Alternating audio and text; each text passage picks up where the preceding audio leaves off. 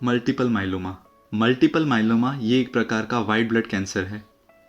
बात की जाए सिंपल भाषा में तो हमारे बोन मेरो में 1 लाख सेल्स फॉर्म हो रहे हैं, at the other end 1 lakh cells die भी हो रहे हैं, मर भी रहे हैं। For example, due to any reason अगर बोन मेरो में 4 लाख सेल्स एग्जाम्पल ले रहे हैं कि 4 लाख सेल्स अगर बन रहे हैं और at the other end 1 lakh cells ही डाई हो रहे हैं, तो जो बाकी के जो सेल्स हैं वो बोन मेरो में क्राउडेड हो जाएंगे, यानी इकट्ठे हो जाएंगे।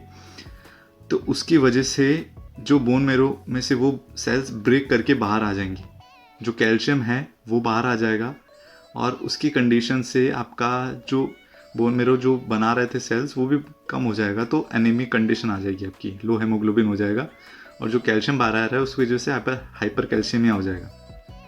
एट द अदर एंड आपका पैथोलॉजिकल फ्रैक्चर्स, बोन पेन ज़्यादा हो जाएगा।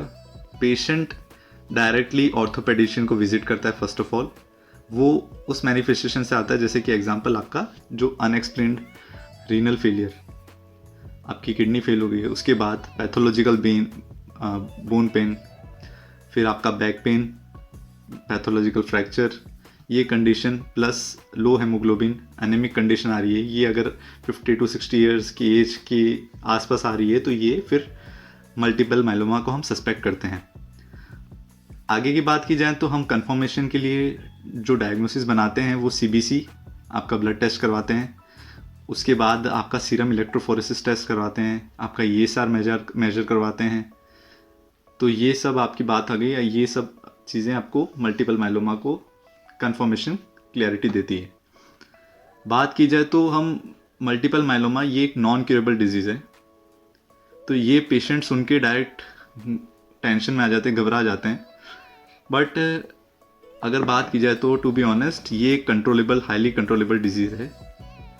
आप इसे पूरा कंट्रोल में रख सकते हैं। आज की बात करें जो टारगेटेड कीमोथेरेपी यूज़ होती है, टारगेटेड कीमोथेरेपी यानी कि जो बोन मेरो को डायरेक्ट अफेक्ट करती है, इसमें आपको कोई भी हेयर फॉल की चांसेस नहीं होते हैं, आपकी नोशिया, आप वॉमिटिंग, ये डायरेक्टली बोन मेरो को अफेक्ट करती है, तो इसलिए ये सब चीज़ों से पेशेंट बच जाता है। उसके बाद बात की जाए तो जो टारगेटेड कीमोथेरेपी में जो ड्रग्स यूज़ होती हैं वो लेनालिडोमाइड, डोर्टेजोमिब और डेक्सामेथासोन यूज़ होती हैं ड्रग। इसके अलावा जो बात की जाए तो up to 65 years of age जो डेटा निकल के आया है उसमें आप chemotherapy followed by autologous bone marrow transplantation भी अब करते हैं।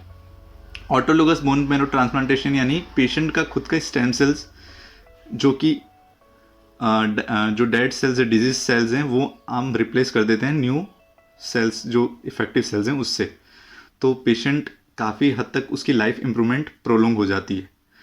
तो घबराने की बात नहीं, अगर हम अर्ली फेजेस में ही ये मल्टीपल माइलोमा सस्पेक्ट पकड़ लेते हैं तो पेशेंट अपनी लाइफ प्रोलोंगिटी, काफ़ी क्वालिटी ऑफ लाइफ अच्छी कर सकता है।